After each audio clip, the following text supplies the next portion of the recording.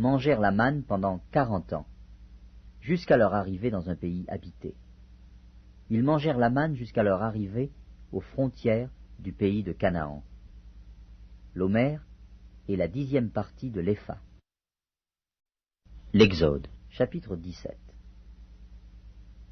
Toute l'assemblée des enfants d'Israël partit du désert de Sin, selon les marches que l'Éternel leur avait ordonnées, et ils campèrent à Réphidim, où le peuple ne trouva point d'eau à boire. Alors le peuple chercha querelle à Moïse. Ils dirent, « Donnez-nous de l'eau à boire. » Moïse leur répondit, « Pourquoi me cherchez-vous querelle? Pourquoi tentez-vous l'Éternel? » Le peuple était là, pressé par la soif, et murmurait contre Moïse.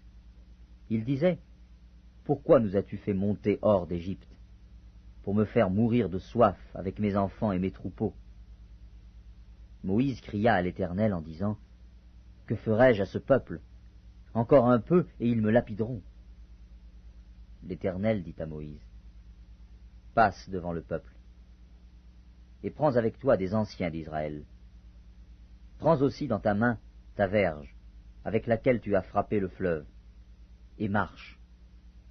Voici, je me tiendrai devant toi sur le rocher d'Horeb.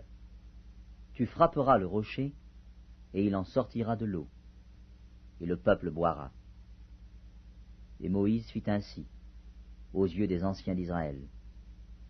Il donna à ce lieu le nom de Massa et Mériba, parce que les enfants d'Israël avaient contesté, et parce qu'ils avaient tenté l'Éternel en disant, « L'Éternel est-il au milieu de nous, ou n'y est-il pas ?» Amalek vint combattre Israël à Réphidim. Alors Moïse dit à Josué, « Choisis-nous des hommes, sors, et combat Amalek. Demain, je me tiendrai sur le sommet de la colline, la verge de Dieu dans ma main. » Josué fit ce que lui avait dit Moïse pour combattre Amalek.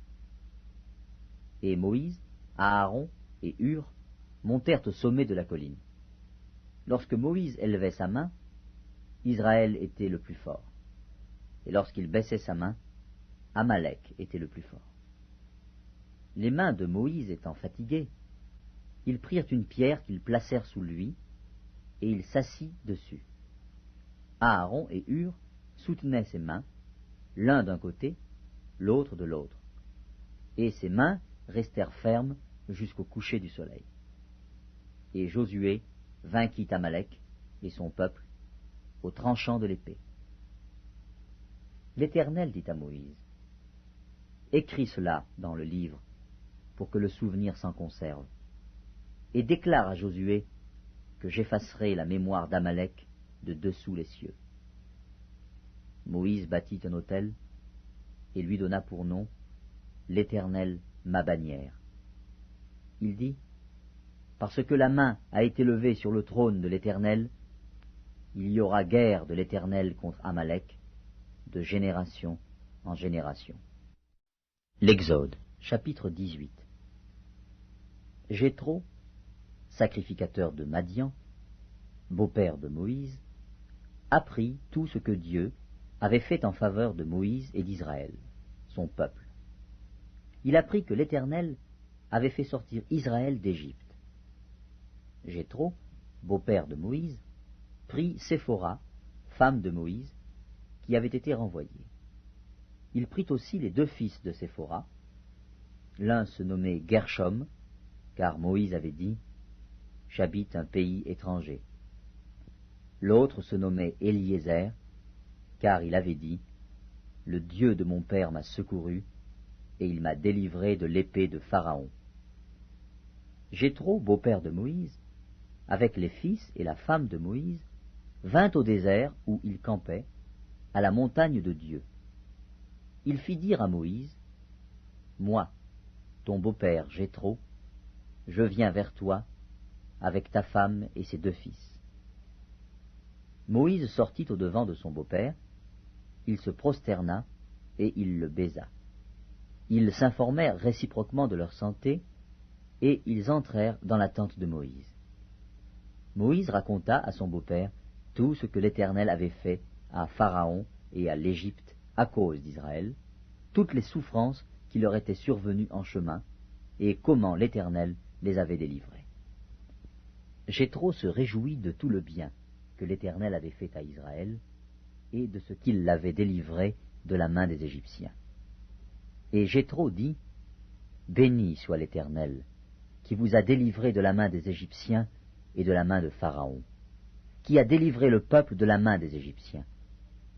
Je reconnais maintenant que l'Éternel est plus grand que tous les dieux, car la méchanceté des Égyptiens est retombée sur eux. » Jéthro, beau-père de Moïse, offrit à Dieu un holocauste et des sacrifices. Aaron et tous les anciens d'Israël vinrent participer au repas avec le beau-père de Moïse, en présence de Dieu. Le lendemain, Moïse s'assit pour juger le peuple, et le peuple se tint devant lui, depuis le matin jusqu'au soir. Le beau-père de Moïse vit tout ce qu'il faisait pour le peuple, et il dit, « Que fais-tu là avec ce peuple? Pourquoi sièges-tu seul, et tout le peuple se tient-il devant toi, depuis le matin jusqu'au soir ?» Moïse répondit à son beau-père, « C'est que le peuple vient à moi pour consulter Dieu. Quand ils ont quelque affaire, ils viennent à moi. Je prononce entre eux, et je fais connaître les ordonnances de Dieu et ses lois. » Le beau-père de Moïse lui dit, « Ce que tu fais n'est pas bien. Tu t'épuiseras toi-même, et tu épuiseras ce peuple qui est avec toi, car la chose est au-dessus de tes forces. Tu ne pourras pas y suffire seul. Maintenant écoute ma voix. Je vais te donner un conseil, et que Dieu soit avec toi. Sois l'interprète du peuple auprès de Dieu, et porte les affaires devant Dieu. Enseigne-leur les ordonnances et les lois, et fais-leur connaître le chemin qu'ils doivent suivre et ce qu'ils doivent faire. Choisis parmi tout le peuple des hommes capables, craignant Dieu, des hommes intègres, ennemis de la cupidité. Établis-les sur eux comme chefs de 1000, chefs de 100, chefs de 50 et chefs de 10. Qu'ils jugent le peuple en tout temps, qu'ils portent devant toi toutes les affaires importantes et qu'ils prononcent eux-mêmes sur les petites causes. Allège ta charge et qu'ils la portent avec toi.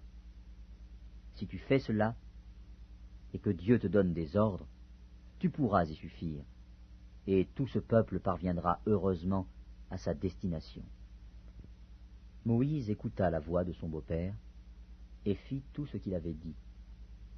Moïse choisit des hommes capables parmi tout Israël, et il les établit chefs du peuple, chefs de 1000, chefs de 100, chefs de 50 et chefs de 10.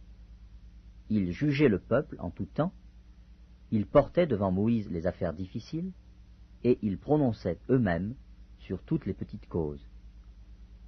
Moïse laissa partir son beau-père, et Jéthro s'en alla dans son pays. L'Exode, chapitre 19.